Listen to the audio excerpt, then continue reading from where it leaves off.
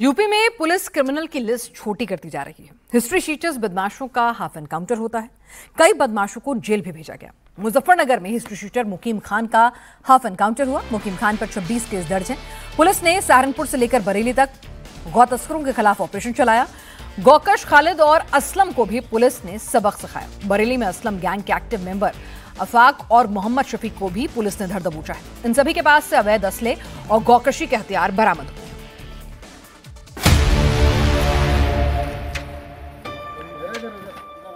ये शातिर बदमाश मुकीम खान है। पुलिस की गोली लगी तो एकदम सीधा हो गया है। पिताजी का नाम? रहने वाला कहाँ का है? थाना भवन का। कौन सी गाड़ी लेने आया था? स्प्लेंडर लेने आया था। मेरे साथी पकड़े हुए थे पहले। हाँ हाँ, उन्होंने मेरा नाम रखा था। अच्छा। साथियों क्या नाम थे? सलीम था जी। हाँ, और ले जाओ इसे। मुकीम खान खुद अपनी हिस्ट्री बताने लगा तो साथियों की क्राइम कुंडली गिनाने लगा।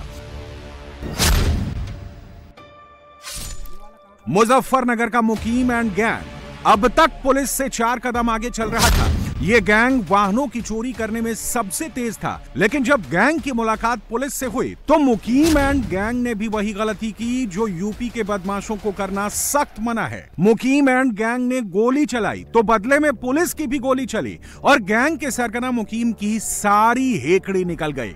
मुकीम बचने के लिए पुलिस से गुहार लगाने लगा। मुकीम खान तो पकड़ा गया, लेकिन मुकीम गैंग के दूसरे मेंबर फरार हो गए। पुलिस अब उनकी तलाश में लगी है। बताया जा रहा है कि मुकीम शामली का रहने वाला है, लेकिन क्राइम मुजफ्फरनगर में करता रहता है। मुकीम खान पर पहले से ही लूट और चोरी के 26 केस दर्ज हैं। मुकीम के पास लूट की बाइक, तमंचा और कारतूस बरामद किए गए हैं। मुकीम एंड गैंग से पुलिस की मुठभेड़ बुढ़ाना तहसील की मंदवाड़ा रोड पर हुई, जिसमें शातिर बदमाश पुलिस के हत्थे चढ़ गया। मुकीम एंड गैंग दिल्ली से लेकर यूपी में बाइकों की चोरी में एक्टिव था।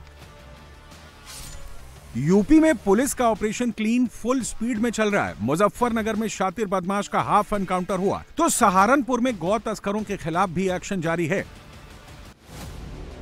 यह शातिर गौकश खालिद है जो अब अस्पताल के बेड पर पड़ा करा रहा है। खालिद के दाएं पैर में गोली लगी है। गौकश खालिद हरियाणा के यमुनानगर का रहने वाला है, लेकिन अपने गैंग के साथ गौ तस्करी की वारदातें सहारनपुर में अंजाम दे रहा था।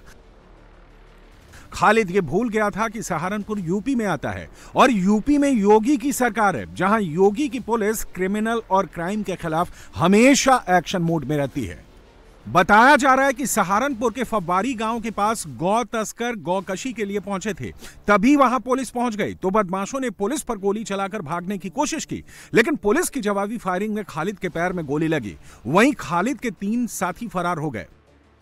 खालिद के पास से तमंचा, कारतूस, 5 प्लास्टिक के बोरों में गौकशी के हथियार मिले हैं, जिसमें कुल्हाड़ी, 2 चाकू, लकड़ी का गुटका, 2 रस्सी, इलेक्ट्रॉनिक वजन कांटा, पॉलीथिन, प्लास्टिक की सुतली शामिल है।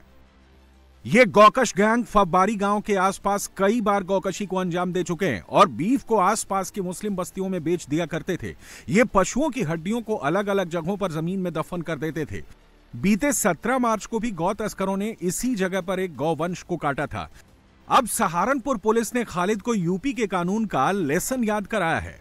अब जब कभी खालिद एक कदम भी गौकशी के लिए बढ़ाएगा तो उसे अपना अंजाम याद आएगा।